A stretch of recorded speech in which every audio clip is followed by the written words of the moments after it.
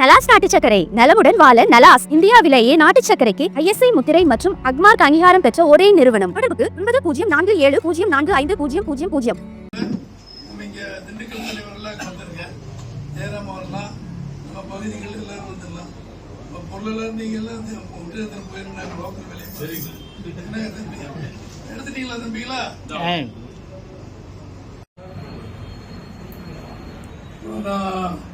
இது அவசியமா கூப்பிட்டது எல்லா ஊர்லயும் போட்டுருக்காங்க. மாவட்டத்தில் மின்னல் வேகத்தில் யாரும் போலீஸில் சொல்றது கூட வந்தெல்லாம் சரியா போச்சு, ஒன்றும் பிரச்சனையே இல்லை. அடுத்து நம்ம கருத்துக்கெல்லாம் வாங்கிட்டு இது வேலை சொன்னதுக்கு கரூருக்கு வரும்போது இருக்காங்க. அவங்க இது மாவட்டத்தில் இருக்கிறதுனா கூட 7 தொகுதி 6 தொகுதிக்கு மதுரையில இருந்து புறப்பட்டு மற்றபடியாக அப்படிங்கிற மாதிரி சொல்லியிருக்காங்க. அவர் எது வந்தாலும் அவ்வளோதான், நம்ம ரெடியாக தான் ஆகணும். அதுவும் 50 மாதத்தில் ஏற்கிற சொத்து வரி, குப்பைக்கு வரி, அத்தனைக்கும் வரியும் வரி குலைபகாவலி சொல்லுவார். அட்டி வரி, சட்டி வரி, பட்டி வரி சொல்லி அதை குலைபகாவலி நாட்டிலே ஒரு பெண் அரசு ஏற்று போராட்டம் இருப்பவர் எம்ஜிஆர் அவர்களும் சந்திரபாபு நாயுடு அப்பொழுது எதிர்கட்சியாக அந்த மாதிரி இன்னைக்கு அவர் மகனை துணை முதலமைச்சரை அவரிடம் ஆட்சியை கொடுப்பதற்கு அவர்கள் முதலாவது MLA அமைச்சராக துணை முதலமைச்சர். இப்போ அவருடைய பேரனுக்கு அடுத்த வாய்ப்பு சொல்லியிருக்க அவர் சொல்லுகிறார். நம்முடைய தலைவர் எடப்பாடியார் பழனிசாமி அவர்கள் தன்னை எம்ஜிஆர் ஜெயலலிதா அவர்களுக்கு திமுக பேசுகிறார். இன்னைக்கு பேப்பர் படிச்சீங்களா? நேற்று பேப்பர் படிச்சீங்களா? இன்னைக்கு பேப்பர் டிவியில் எல்லாம் சொல்லுங்க. யார் சொல்லணும்? தனியா சுயமா உருவாகி தலைவனாகி மக்களுடைய அன்பை வெற்றி பெற்றிருக்கிறவர் ஏதோ தவறு தான் சொல்லலாம். கருணாநிதி அவருடைய மகன் என்பதை தவிர என்ன தகுதி இருக்கு ஸ்டாலின் அவருக்கு? என்ன அரசியல் என்ன செய்தார்கள்? கருணாநிதியா எம்ஜிஆரா இருந்தது? எம்ஜிஆர் தான் வேண்டும் என்று தேர்ந்தெடுத்த தமிழக மக்களுக்கு கொச்சைப்படுத்துவதிலே ஸ்டாலின் முதன்மையாக இருக்கிறார்.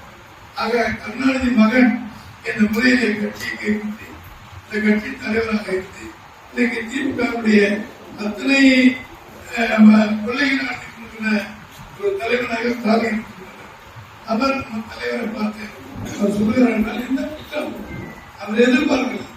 அதிமுக மேற்கொண்டு எழும் வேகமாக இருப்பார்கள். ஊடகங்கள் இது 4 மாதம் 5 மாதம் படுத்திருந்தாங்க. என்ன ஒரு வருஷம் பார்த்துக்கலாம். இன்னைக்கு வீட்டுக்கு வீடு பெண்களுக்கு 1000 ரூபாய் கிடைக்குது அப்படிங்கிறாங்க.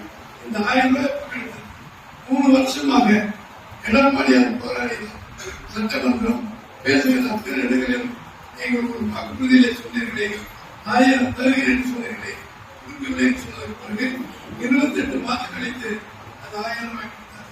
அதுல பாதி பேர் கொடுக்கவில்லை. இப்போது அவர்களுக்கு உடனே கொடுக்கணும்னு சொல்லி 2-3 மாசமா அந்த வேலை செஞ்சு தகுதி இருக்கவில்லை. அவர்கள் உடனே பணத்தை தேர்தல் வரும்போது அதனால எல்லாத்தையும் பணம் நான் கேட்கிறேன். இன்றைக்கு ஒரு அருமையான கருத்து. இந்த இத்தனை வருட காலங்களே இல்லாத தமிழ்நாட்டின் அரசியலில் யாரும் வாங்காத கடனை ஸ்டாலின் அதிகமாக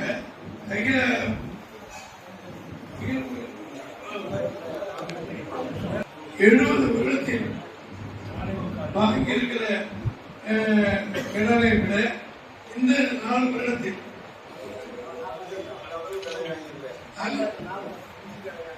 அதுதான் 4.25 கோடி. அதுக்கு மேல இப்ப 70 வருடத்தில் ஆட்சியை திவால் செய்து ஒவ்வொரு நம்முடைய தலைக்கு 3 லட்சம் ரூபாய் 2 லட்சம் ரூபாய் ஒவ்வொரு குடிமகனுக்கும் கடனை ஏற்றி வைத்திருக்கிறார். இதைத்தான் ஒவ்வொரு ஊரிலும் நம்முடைய எதிர்கட்சி தலைவர் நாளைய முதலமைச்சர் பார்வையிடம் அவர்கள் மிக தெளிவாக என்ன சொல்றாரு? இன்னைக்கு தமிழகம் ஒரு மாதமாக நடந்து கொண்டிருப்பதை நீங்கள் எல்லாம் அறிவீர்கள். நியூஸ் அந்த தொலைக்காட்சி நம்முடைய தொலைக்காட்சியின் மூலமாக மாலை 5 மணிக்கு இரவு 11 மணி வரை அவர் போகிற இடங்கள்லாம் எல்லா சேனல்களையும் பார்த்துக் கொண்டிருக்கிறார்கள். இன்னைக்கு தமிழகத்தில் இருக்கிற அரசியல் நிலைமை தயவு செய்து நீங்கள் எண்ணி பார்க்க வேண்டும். 50 வாரம் 4 48 50 மாதத்தை முடிந்துவிட்டு ஒரு 10 மாத ஆட்சி முடிந்து 9 மாதம் 8 மாதத்திலே ஆட்சி முடிகின்ற சூழ்நிலையில் இன்றைக்கு புதிதாக ஸ்டாலின் அவர்கள் மக்களுக்கு அதை செய்கிறேன் சொல்லி பிள்ளைகளை தொழிலாக வைக்கிறது. எந்த நன்மையும் செய்யாத ஸ்டாலின் அவர்கள் 525 வாக்குறுதிகளை கொடுத்து 10% வாக்குறுதிகளை நிறைவேற்றாமல் மக்களை ஏமாற்றியிருப்பதை இன்றைக்கு பல போராட்டங்கள் மூலமாக நாம் பார்க்கிறோம். எதிர்கட்சியாக ஸ்டாலின் அவர்கள் இருந்தபொழுது ஆசிரியர்கள், போராடி ஆசிரியர்கள், நம்முடைய அரசு ஊழியர்கள் அத்தனை பேர் நிரந்தரமாக சம்பளத்தை உயர்த்தி கொடுப்பேன், அனைத்து வேலைகளையும் நான் செய்து கொள்வேன். எதிர்கட்சியாக இருக்கிற நான் ஆளுங்கட்சியில் வந்துவிட்டால் அத்தனை பற்றி தீர்ப்பினை சொல்லி ஆசிரியர்கள் அரசு அலுவலர்கள் சொல்லியிருந்தார்கள். ஆனால் கடந்த 1 வருடமாக போராடி கொண்டிருக்கிறார்கள். யாருமே நன்மை பெறவில்லை. அவர்கள் சொல்றாங்க எதிர்கட்சியா இருந்தா நீங்க வந்து பார்த்தீங்க, ஆளுங்கட்சியானவர்களுக்கு எங்களை கண்டு காணாமல் போயிருப்பதற்கு எங்களை ஒதுக்கீங்க.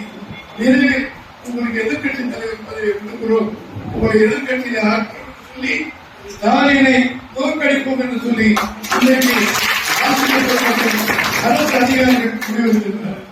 நகர சுத்திகரிப்பு செய்கிற நம்முடைய சூழலர்கள், நம்முடைய தோழர்கள்,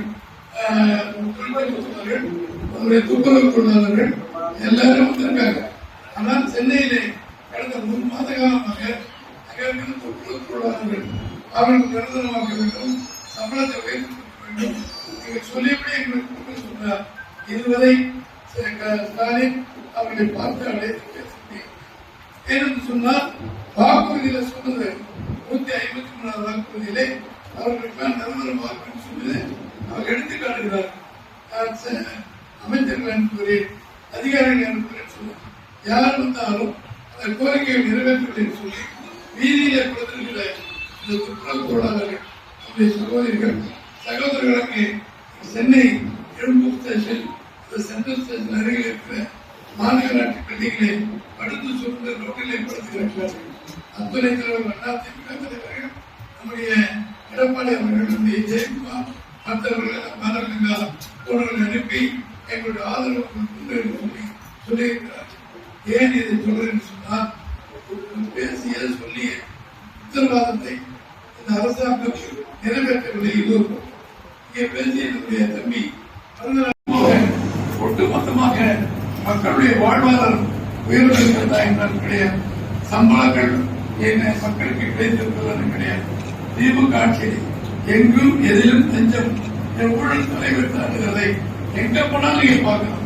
எந்த ஒரு சாதாரண நீங்க அவர் போய் பாருங்க, திமுக மந்திரியை பாருங்க, என்ன அவர் திமுக செயலாளர் பாருங்க, மேயரை பாருங்க, துணை மேயரை பாருங்க, அப்படின்னு தான் சொல்லியிருக்காங்க. தவிர எங்கேயுமே லஞ்சமாகாமல் இந்த வேலை கிடையாது.